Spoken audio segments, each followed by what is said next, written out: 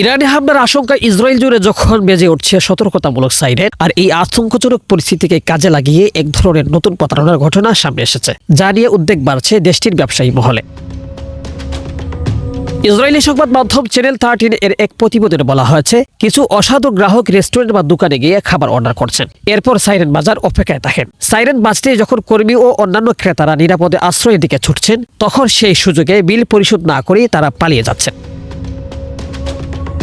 এই কৌশলী প্রতারণার ফলে সবচেয়ে বেশি ক্ষতির মুখে পড়ছেন ক্ষুদ্র ও মাঝারি ব্যবসায়ীরা। প্রতিদিনই এমন ঘটনার সংখ্যা বাড়ছে বলে জানা গেছে, যা তাদের আর্থিকভাবে বড় ধাক্কা দিচ্ছে। উল্লেখ্য, গত 28 ফেব্রুয়ারি ইসরায়েল ও ইউনাইটেড স্টেট যৌথভাবে ইরানে হামলা চালানোর পর থেকেই পাল্টা হামলা শুরু হয়। ড্রোন ও ক্ষেপণাস্ত্র হামলার কারণে দেশ জুড়ে ঘন ঘন সাইরেন বাজছে, আর এই অস্থিতিশীল পরিস্থিতির সুযোগ নিচ্ছে এক শ্রেণীর প্রতারক।